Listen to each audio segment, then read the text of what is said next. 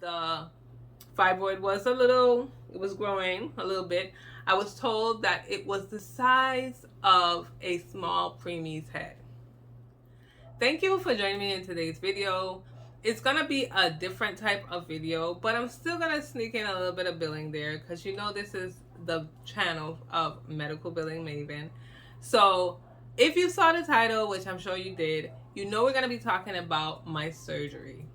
So I hope to get through it, kind of make it concise, because there's a lot of information to go through and I probably might miss a few things here and there, but I don't want to make it too long. So if you have any questions, please leave them below and we're going to jump into it.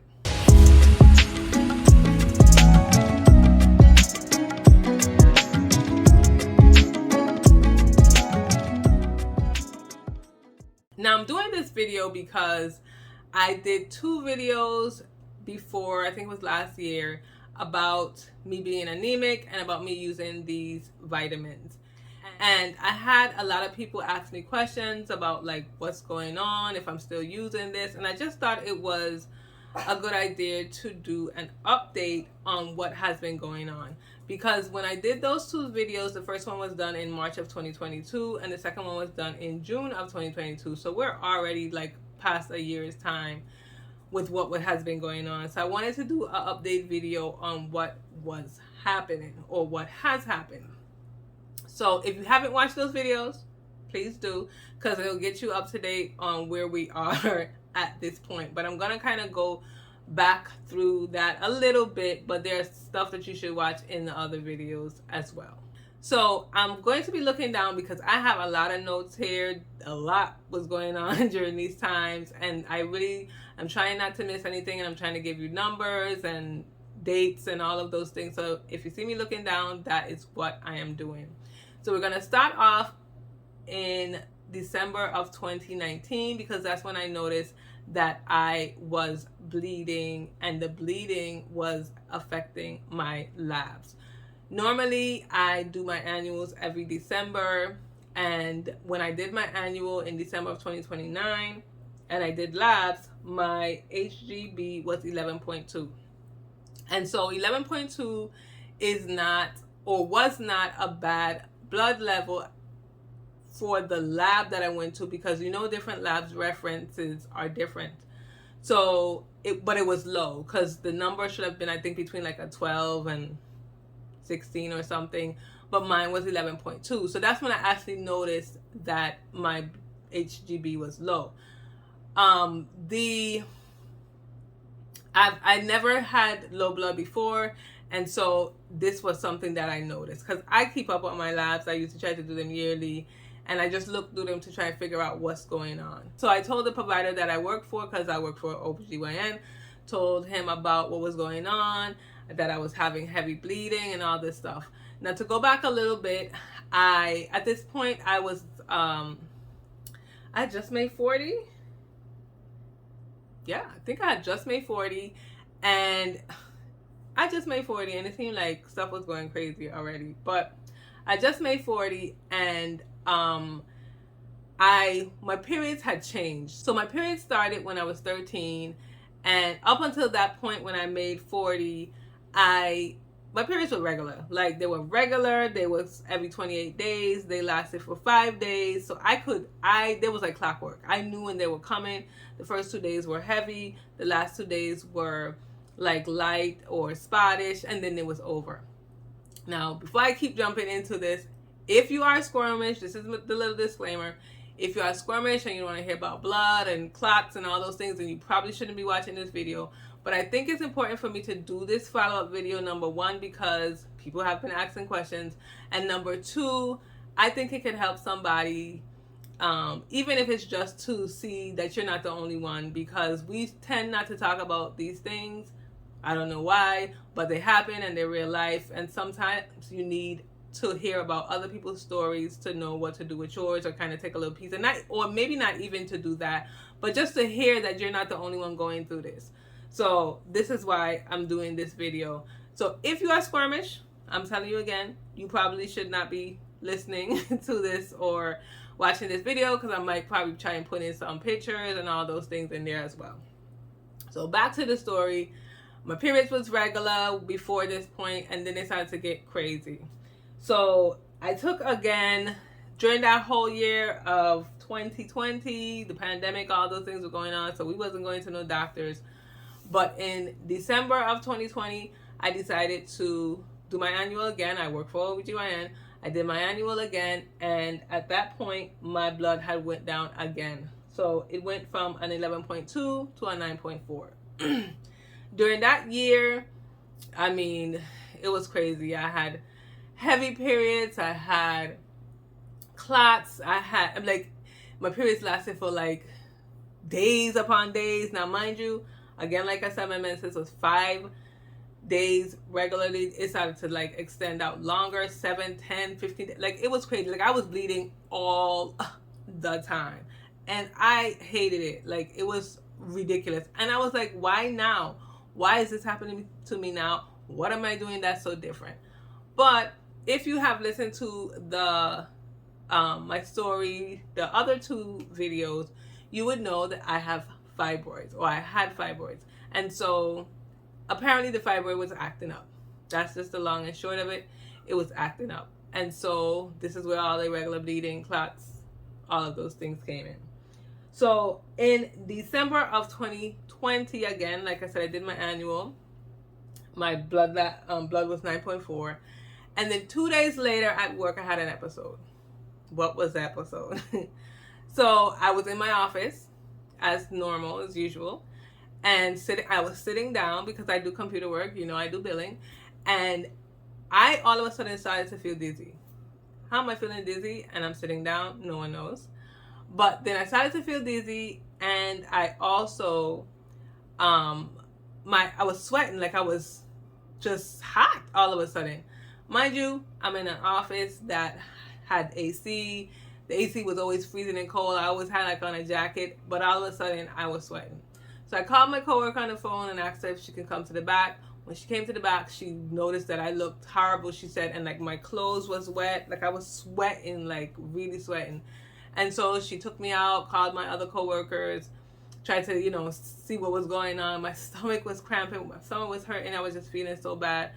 They called my sister, and my sister had to take me to the emergency room.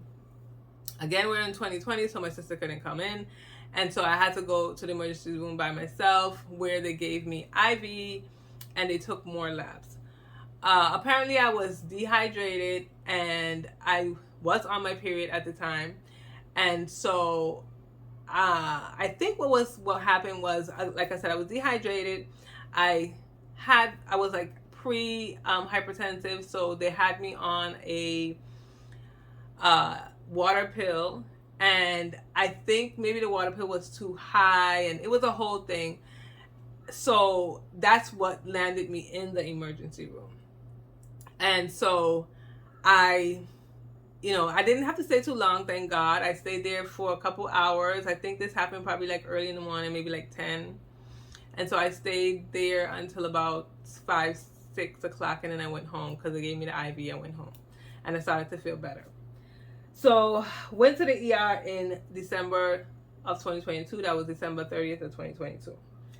Then I still was, nothing changed. I didn't do anything. Nothing changed. So I was still bleeding every month, still bleeding long periods of time. And in April of 2021, I took another blood test, and my HGB was 8.7. So it went up 0.1. So basically it was like the same. It was 8.6 in December of 2020, and it was 8.7 in April of 2021. So something had to give. Something had to give. I was tired of bleeding, so I went back to the doctor, the provider that I work for, and I was like, what can I do? What's going on? I need some advice. So he gave me different, things that I could do as far as like surgery and all those things. But the least invasive and the one thing that I said I would consider, because he had been telling me this before, about birth control and all those things, but I really didn't want to take birth control. I had taken birth control once before in my life, and that was I think it was about 1920, and I took it for a year, and I hated it. I put on so much weight. Like, I just didn't like it. So from that point on, I had never taken birth control anymore. So when he suggested it, I was like, no. Like, I don't want to do it. Like, I don't want to do it. But I eventually was like, you know what? Something has to give. Something has to give. And so he prescribed the birth control for me. I think it was around July of 2021. So in October of 2021, I was traveling to Virginia to see my father, and I had the biggest episode I have had in that period of time. So I was on the plane, me and my sister. We had been on the plane for about maybe an hour and a half. We were going from St. Croix to Miami, and all of a sudden, I was sitting by the window. She was sitting in the middle seat, and then there was someone at the end seat. And all of a sudden, I started to feel dizzy again. Of course, I was on my period. Started to feel dizzy, and I started to feel hot and sweaty, and my stomach just started to feel like I had to do number 2. Who wants to do number 2 in the bathroom? No one. But you know it's serious when your belly is like, or your stomach is like, I don't care if you want to do it, like, it's going to get done. And so I told her, you know, can you come with me to the bathroom? Because I just knew, on top of my stomach feeling that way, I was feeling dizzy. So for me to walk back there by myself would have been an issue. So she kind of looked at me a little weird and was like, okay. So she told the person next to us if she, you know, if they can get up because we needed to go to the bathroom. And she looked back over by me, and from what she told me, because I don't really remember that part, but I kind of remember standing up or thinking that I stood up. And so she told me that, you know, I did actually stand up, but she had to like it was like I was in a trance or a daze. So she had to like call me again, like, Tamika, let's go. So when I stood up, I just passed out in her hands. And she, you know, started to scream, oh my God, my sister, somebody help my sister. And so apparently there was a physician close by, or a healthcare provider close by, and they took me out from the row and laid me in the aisle. And so all I remember is getting up, or, you know, thinking that I got up, and then opening my eyes to see people standing over me. So that was like the weirdest thing. And, you know, in my head, I'm just saying to myself, I was like, why are these people standing over you? And then I was like, oh shoot, you passed out. Like, it was like a, you know, a duh moment, like, oh shoot, you passed out. So I laid there for a little while. You know, everybody's really concerned. They asked me what's, you know, if I'm feeling okay, what happened, da da da da. And so eventually I got up. When I got up, I had messed up all of my clothes, not from number 2, but from the blood. I had big clots, and I had jeans, and it just went through the jeans. So there was a lot of blood.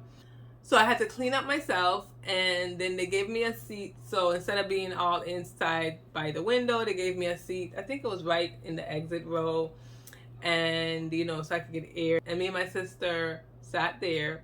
And then when I got off the plane, they had called a wheelchair for me to take me from Miami to, from where we got off at to the other flight that we needed to get on. And then when I got off of the flight in Virginia, they took me from the wheelchair to meet my father. And so it was not a good thing that I passed out. But if anybody knows Miami's airport, it was cool. Like, it was cool being pushed around a little bit. I mean, I know this is off topic, but you know the length. Well, we always get off really far and have to walk really far to get to the other flight. So being pushed in a wheelchair was kind of cool. I mean, I don't want to pass out again, but it still was kind of cool. So anyway, that was my story with that. So after that, I had to realize that I couldn't really go on the plane with my period. I don't know. I mean, obviously it's probably because of the height, you know, how high we go and all that stuff, and the bleeding and all. So I really tried to avoid doing that after that point, because I noticed the pattern as far as maybe passing out and stuff. Also, the healthcare provider had told me, who was on the plane, said that when I started to feel like that any other time after that, that I need to find like a floor to lay down on, or something flat to lay down on. He told me the name of it, and I will put it on the screen, but you know, it was helpful because in another situation, it did help me out pretty much. So, passed out in October of 2021. Then in January of 2022, I took another blood test again. And my blood, the HGB had went up to about 9.5. So, again, it wasn't the best, but it was a little bit better. And so in March, I was like, I need to do something. Like, I can't keep living the rest of my life just bleeding so heavy, and I have to do something. So I was thinking, you know, maybe I can do something to build up my blood so that, you know, if I wouldn't be anemic anymore, because I had then been diagnosed as being anemic and it's anemia due to secondary blood loss, which means the period. I had fibroids, which I mentioned in my second video, or was it for the first video? I mentioned in the first video. And so if you wanted to know probably like why my period was so heavy, apparently the fibroid was acting up. Now, a lot of African American women have fibroids. They don't really know like what it's caused from and all of those things. And so I was one of them, and it ran in my family on both sides. And so I knew I had fibroids, but when I first found out about them, it was really small. So we're going to throw in that portion of it. My fibroid in December of 2018 was 1 by 0.4 by 0.8 centimeters. So that was a really, really small fibroid. So I didn't really have anything to worry about. It wasn't giving me any problems. You know, the providers usually suggest that if it's not giving any problems, even if it's bigger or anything, if it's not, you know, like you don't have pain during sex or irregular bleeding or clots and all of those things, they just like leave it alone, like until it gives a problem. So I didn't do anything about it. So in 2028, that's what it was. So after passing out in 2021 and all of those things, I took another ultrasound in 2022, February of 2022, and the fibroid had grown from 1 centimeter basically, or a little bit smaller than 1, to 6.4 by 6.4 by 6.4 centimeters. So it had grown tremendously. Like, so in the span of 4 years, it had grown pretty big. So that would explain, of course, all the bleeding, all the clots, all the things going on. Now, I also, again, like I took blood labs again, and my blood went back down again. So in June, it went to an 8.10, where it was a 9.5 in January. So it just was doing these crazy things. Now in June of 2022, I decided to get a second opinion. Because all of these things is going on, I wanted to get a second opinion to see if maybe someone else would tell me, you know, something else. Maybe not all doctors do the same types of surgeries. So I just wanted to see if somebody else gave me a second opinion. Maybe I didn't have to get surgery. Maybe they could shrink it somehow. Like, I was just hoping for anything. But went to a doctor in Virginia. The doctor pretty much told me exactly what the provider that I work for told me. And at this point, because of the size of the fibroid and where it was located, my best bet was just to have surgery. Where it was located was in, it's an intramural fibroid, and it meaning it's within the muscle, and it was like in the back. So I don't even know where I was carrying this thing, you know. it was really interesting, but I guess because it was within the muscle and was in the back, I didn't have any pain, thank God, like abdominal pain. I didn't have any of that. It was just the heavy bleedings and the clots was just draining me. So I ended up deciding that, okay, I'm going to do this surgery. So even after taking the pills that I mentioned in the other video, I wasn't taking enough, and it wasn't helping. I was bleeding too fast. So I decided that, okay, in July of 2022 that after coming back from Virginia, that I would take my birth control in a way that would help me replenish my blood or build it up, or at least not let me lose it. So what I did was something called continuous birth control, where you continuously just take the birth control without taking the last row. Everybody knows the last row is like placebo pills. And so if I just continuously took the birth control pills without taking that, then I wouldn't have a period.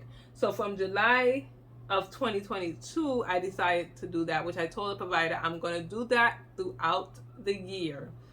So then I'll be able to build up my blood. So by the time you have to do the surgery, I would have enough blood. But, and not, I guess not even, well, but because the provider that I work for, if you've seen my videos before, he got sick and he passed away. So I had to come up with another plan now. Like, what am I going to do? I only trusted him. I didn't want to have the surgery anyway, but I only trusted him. And, I was like, okay, I need to figure out what I'm going to do. So I decided then, because again, if I didn't do this, and I can't continue, or I didn't feel like it. I feel like you should bleed every month. That's what I feel like. Some people do this continuous birth control thing for years, but I didn't want to do that.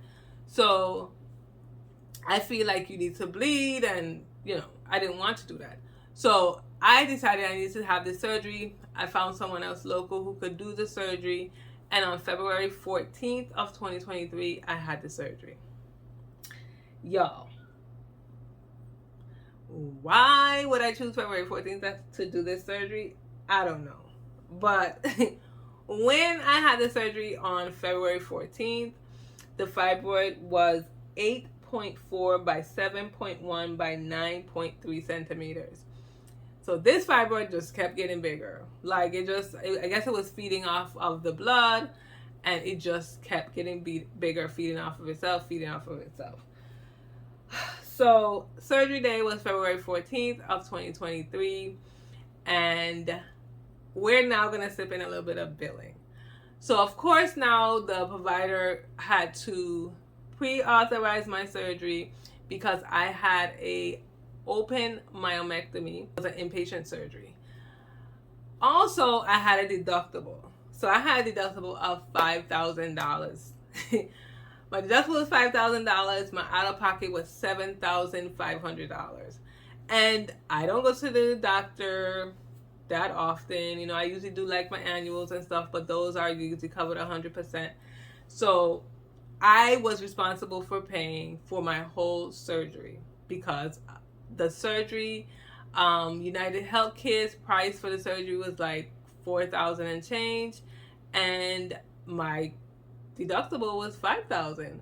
So, and I didn't meet any of it. So I had to pay for the whole surgery to the provider. Now, if you know anything about surgeries, I don't know if you do, but if you don't know about surgeries, you have to pay the provider and you have to pay the hospital. You're paying the provider for the professional fee, and you're paying the hospital for the facility. There's, bed, room, all of those things. So long story short, I met my deductible, and I also met my out-of-pocket. I have never met my out-of-pocket before. I've had insurance for years and years and years, but I've never met my out-of-pocket before.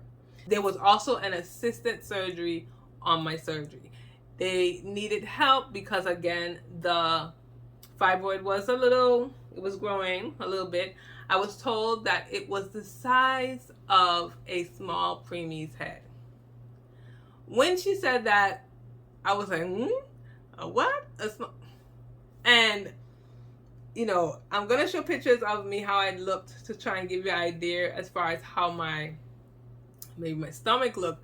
But I didn't feel my stomach was huge or anything, but I guess it pudged out a little bit, and that, I guess, was a fibroid. I really didn't feel anything, but she said that the fibroid was the size of a small preemie's head. I only had one fibroid. Thank God it wasn't like a lot. Like a lot of women have more than one. Some of them have like lots and lots, like small ones, big ones, little, like they have all of those. But thank God I only had one, and it was a big one, and it kept growing and growing and growing. Now, after surgery, so I took off my 6 weeks. That's another thing. So post surgery, I took off my 6 weeks. I only stayed in the hospital for a day and a half. So in order to come out of the hospital, you have to make sure you go to the bathroom, and you have to be able to walk up and down. So the day of the surgery, I had to be there.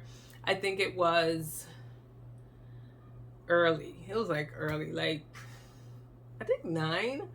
And I got there for 9, but of course you wait and you wait and you wait. So I registered, did all of those things, but I didn't get in the actual surgery room, I think, till like 3 or something. And got out, I think probably it was like, I don't know, I think the surgery was like an hour. And I did have a little reaction, I think, to the anesthesia, because when they tried to wake me up, I don't know what was going on, but I just felt cold. Let me know if any of you got, those of you who had surgery, like I felt cold. So I just was trembling, like trembling, and I couldn't. I could hear the nurse sort of, they was like, Miss Duncan, are you okay? Miss Duncan, are you okay? And I couldn't say anything. They was like, can you move your feet? So they're thinking I'm having a reaction to the anesthesia. They want to make sure that I can get out of it. To be honest with you, I don't know if I was or not. I was having something. Like, I just think my brain was telling me something. But thank God nothing didn't go too bad. So they got me into the room. And that night, I just slept. Like, I don't want to do nothing else but sleep. The next morning, the doctor came to visit, do the follow-up, the rounds. And she was like, everything went good. And she showed me a picture. And everything told me what could go on. And the first question I asked her was, when can I go home? I want to go home. When can I go home? So she let me know, you got to go to the bathroom. You got to walk up and down. You got to do this, got to do that. So I stayed that night, but I started to like walk up and down, and I went to the bathroom. So I was able to go home the following day after that. So I went home on the 16th, if I'm not mistaken. Yeah, I believe it was the 16th. I didn't stay long at all. So thank God my mom and my sister, they were here to help me. And again, I'll show, but I have a scar probably about this wide.